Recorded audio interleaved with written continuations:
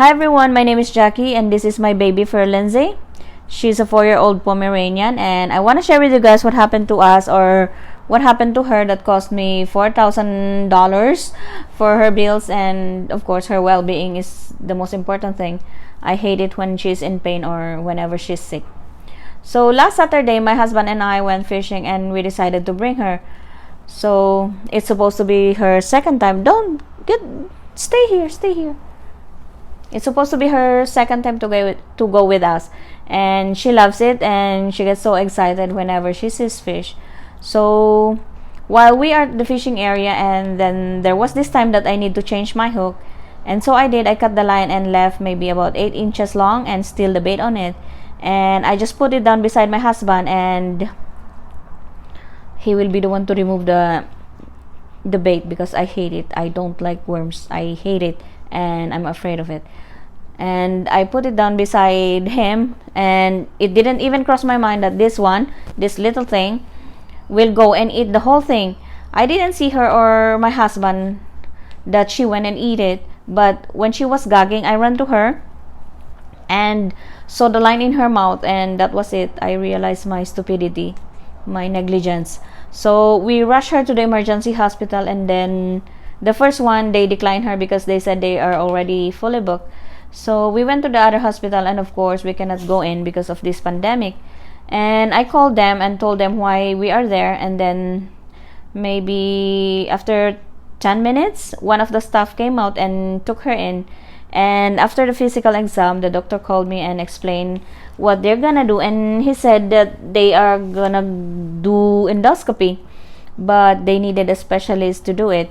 And he told me it will cost more or less 4,000, and asked me if I will go for it, and I said of course. Do I have any choice? Just do what you need to do to get that hook out of her body. I wasn't even concerned about that money anymore. I wasn't thinking about that amount, and I just want her to be safe. I just want her safety, that's all. So they asked us to go home because it's already like lunchtime, and the specialist will come in an hour or two. So they called me after the first x-ray, and they said it's already in her stomach, and that is a relief because it's not stuck in her esophagus. And when the specialist came in, they did another x-ray, and they did the endoscopy, but then they were not able to get the hook because it already moved in her colon, and it moved further. So by 8:30 p.m. I got another call, and then the doctor said that they tried to make her poop, but she didn't, and let me decide if they will keep her for the whole night for monitoring or bring her home. So I decided that I'm gonna bring her home because I know her more than anyone else.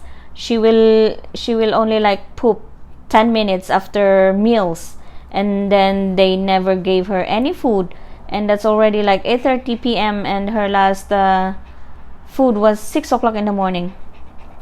And so the vet told me that after 12 or 18 hours and it's still nothing, then I have to bring her back.